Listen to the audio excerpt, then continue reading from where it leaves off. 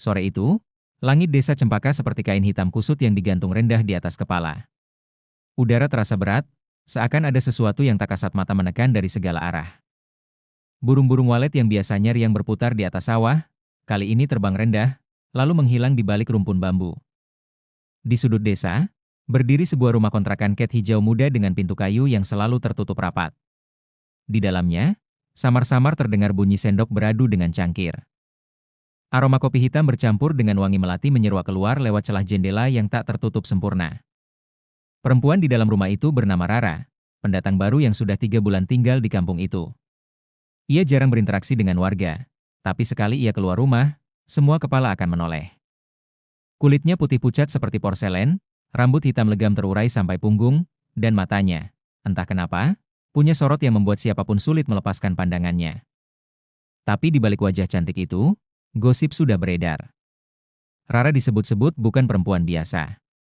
Ada yang bilang ia janda, ada yang menyebutnya mantan penyanyi di kota. Namun kabar paling sering dibicarakan adalah Rara pelakor yang merebut hati Hadi, suami Lina, seorang pengusaha mebel. Malam itu, dari balik tirai tipis, terlihat siluet Rara duduk menghadap cermin.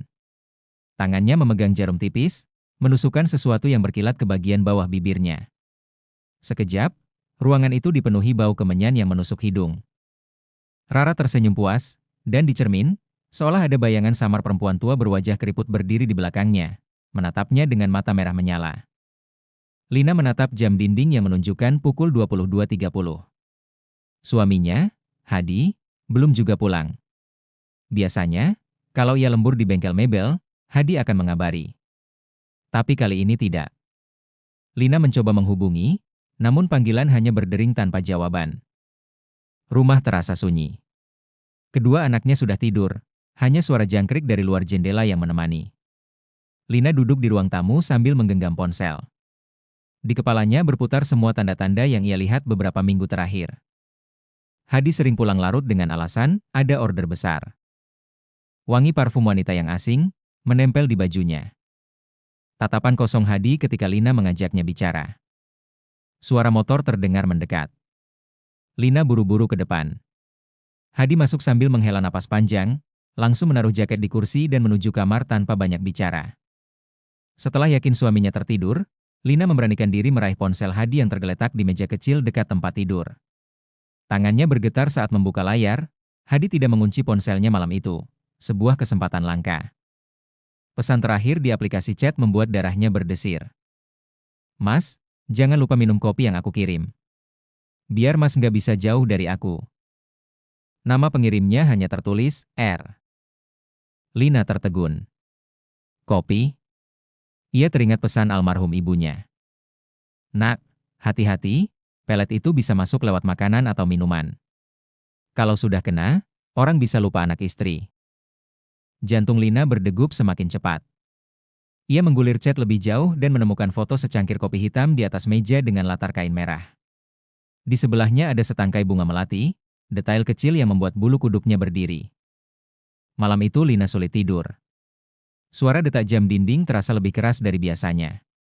Di benaknya, kata kopi berubah menjadi jebakan yang sedang menyeret suaminya menjauh dari rumah. Pagi itu, kabut tipis menyelimuti desa Cempaka.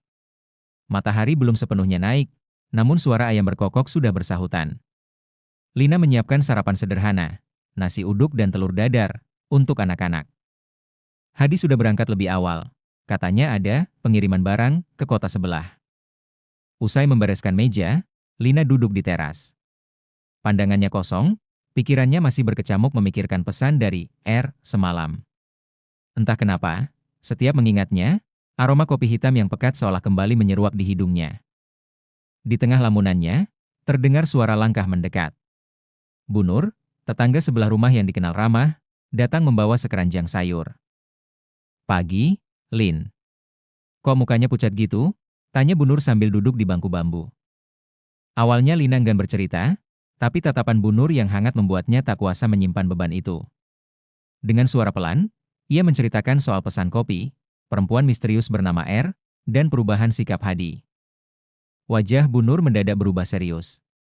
Ia menoleh ke kiri dan kanan, memastikan tak ada tetangga lain yang mendengar. Lin, kamu tahu nggak siapa Sier itu? Bisiknya. Lina menggeleng. Itu si Rara. Perempuan yang ngontrak di ujung gang. Cantik, tapi bukan orang biasa. Lina menelan ludah. Maksudnya, Bu? Bu Nur menarik napas panjang. Aku pernah lihat dia ke rumah Pak Surip, dukun terkenal di kampung sebelah. Dia keluar malam-malam, bawa bungkusan kecil dibungkus kain kuning. Katanya, itu susuk api. Lina membisu. Kata, susuk, baginya hanya cerita dari orang tua zaman dulu, tapi kini terdengar nyata dan menakutkan. Susuk api itu beda sama susuk biasa. Lin, lanjut Bu Nur. Kalau susuk biasa cuma buat kecantikan, susuk api, pengaruhnya kuat sekali. Bikin orang yang kena jadi tergila-gila, nggak bisa tidur kalau nggak lihat wajah pemakainya. Tapi kalau pantangannya dilanggar, efeknya bisa balik ke pemakainya. Dan biasanya, balasannya nggak enak. Lina mulai mengerti. Wajah cantik Rara yang nyaris tanpa celah itu, senyum yang selalu terlihat terlalu memikat, semuanya mungkin bukan anugerah alami. Makanya, jangan sekali-kali kamu minum atau makan kirimannya. Sekalipun itu cuma segelas kopi, pesan Bu Nur tegas. Mendengar itu, bulu kuduk Lina meremang. Dalam hati, ia mulai merangkai potongan-potongan misteri. Kopi, melati, kain merah, dan tatapan kosong Hadi.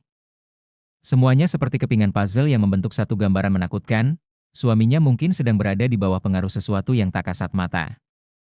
Hujan deras mengguyur desa Cempaka malam itu. Petir sesekali menyambar, memantulkan cahaya ke dinding rumah Lina.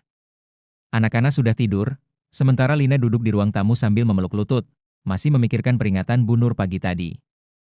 Tiba-tiba, suara ketukan keras terdengar di pintu. Duk! Duk! Duk! Lina terlonjak. Siapa yang datang di tengah malam seperti ini? Dengan langkah hati-hati, ia mendekati pintu. Siapa? Tanyanya, suaranya bergetar. Tak ada jawaban. Hanya suara hujan yang menghantam atap. Lina menunduk, melihat dari celah bawah pintu, ada sepasang kaki bersepatu hak tinggi berwarna merah menyala. Jantungnya berdegup lebih cepat. Perlahan, ia membuka pintu. Sosok Rara berdiri di sana, tubuhnya dibalut gaun hitam ketat yang kontras dengan kulitnya yang pucat.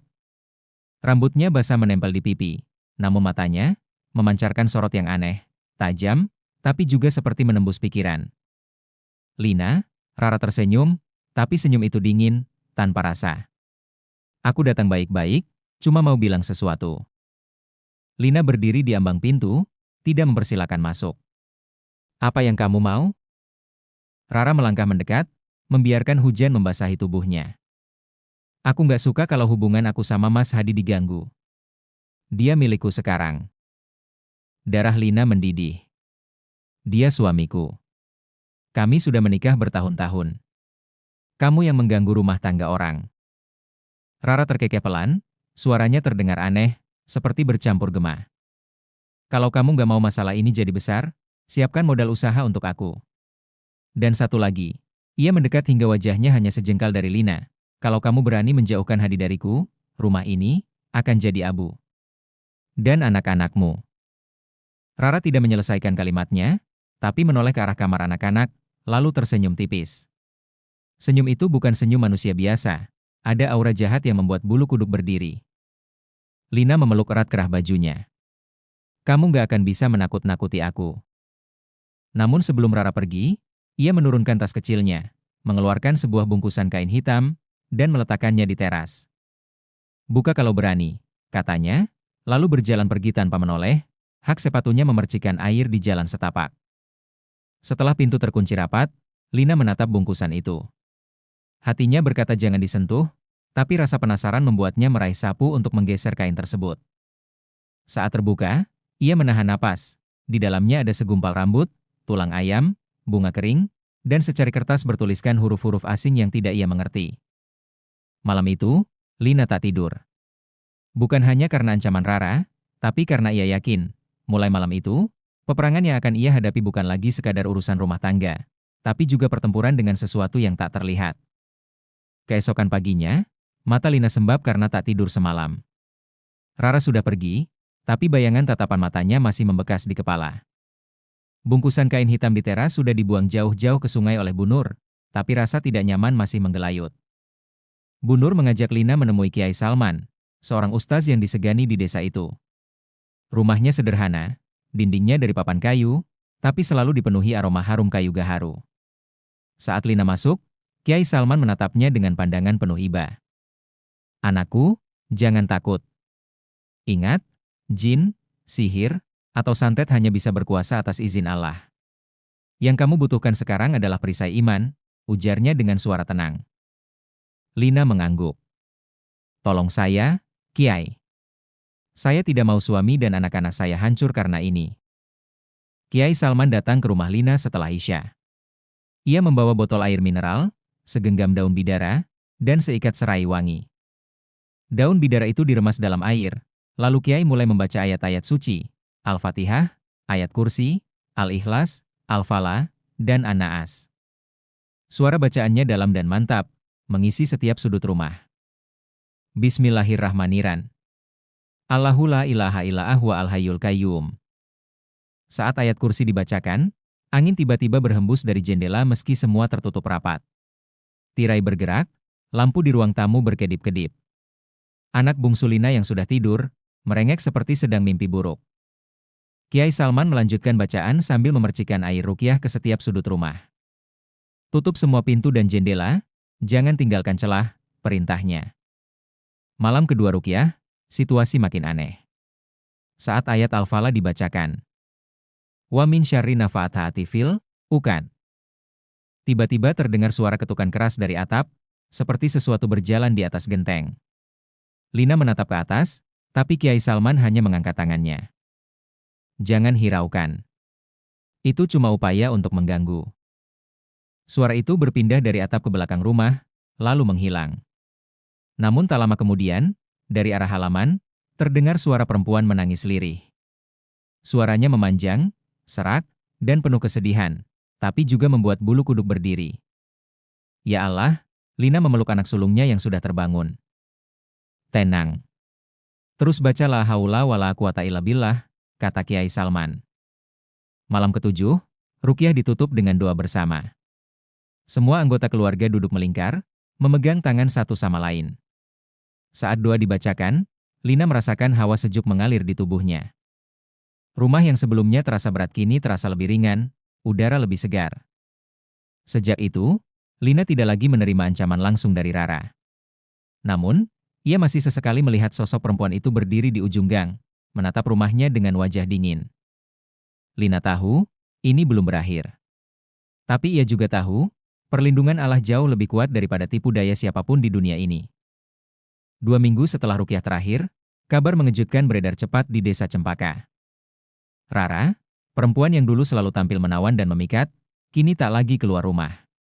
Pintu kontrakannya tertutup rapat, tirai jendelanya digantung seadanya, dan di malam hari, beberapa warga mengaku mendengar suara jeritan dari dalam. Bu Nur yang penasaran, mendengar kabar dari pedagang sayur yang pernah mengantarkan belanjaan ke rumah Rara. "Wajahnya, Bu," kata si pedagang sambil berbisik, "kayak terbakar. Kulitnya melepuh, bibirnya bengkak, matanya merah berair. Katanya sakit kulit, tapi rasanya itu bukan penyakit biasa." Lina hanya terdiam. Dalam hatinya, ia teringat peringatan Bu Nur, susuk api bisa berbalik menyerang pemakainya jika pantangan dilanggar. Suatu sore, ketika Lina sedang menjemur pakaian, ia melihat Rara keluar dari rumahnya. Jalannya gontai, tubuhnya tertutup syal tebal meski cuaca panas. Namun saat angin bertiup, syal itu tersingkap, menampakkan sebagian wajahnya, kulit mengelupas, memerah, dan basah seperti disiram air mendidih. Mata mereka bertemu. Rara terhenti sejenak, lalu berkata lirih, hampir tak terdengar, "Aku salah. Aku cuma nggak mau sendirian." Lina tidak membalas. Ia hanya menunduk dan berkata pelan, "Mintalah ampun pada Allah, sebelum terlambat." Rara menahan tangis, lalu berjalan pergi. Itulah terakhir kalinya Lina melihatnya. Beberapa hari kemudian, kontrakan itu kosong. Rara pergi tanpa pamit, meninggalkan misteri yang tak pernah terjawab. Tak lama setelah itu, Hadi pulang suatu malam dengan wajah lelah dan mata sembab. Ia berlutut di hadapan Lina. Maafkan aku, Lin. Aku sudah dibutakan. Aku nggak tahu kenapa, aku seperti dikendalikan. Sekarang aku sadar, kamu dan anak-anak adalah rumahku yang sebenarnya. Air mata Lina menetes. Ia memaafkan, tapi dalam hati ia tetap waspada, karena sekali iman goyah, pintu godaan bisa terbuka kapan saja. Kisah Lina dan Rara menjadi buah bibir di desa selama berbulan-bulan. Ada yang percaya Rara terkena azab, ada yang bilang ia hanya sakit kulit parah. Tapi bagi Lina, ini adalah bukti nyata bahwa tipu daya manusia dan makhluk halus tidak akan pernah mengalahkan perlindungan Allah. Ia belajar bahwa rumah tangga bukan hanya dijaga dengan cinta, tapi juga dengan doa dan iman yang kuat. Setiap malam, ia dan anak-anak membaca ayat kursi, Al-Ikhlas, Al-Falah, dan An-Naas bersama. Ia tak ingin lagi membiarkan kegelapan masuk ke dalam rumahnya. Dan di antara semua pelajaran yang ia dapatkan, satu hal selalu terngiang. Dan orang-orang yang bertakwa kepada Allah, niscaya Dia akan memberikan jalan keluar baginya, dan memberinya rezeki dari arah yang tidak disangka-sangka. Quran Surat At-Talaq 23. Desa Cempaka kembali tenang. Namun, di hati sebagian warga, cerita tentang pelakor bersusuk api yang datang membawa badai tak akan pernah hilang, menjadi pengingat bahwa godaan bisa datang dari mana saja, dan hanya iman yang bisa menangkisnya.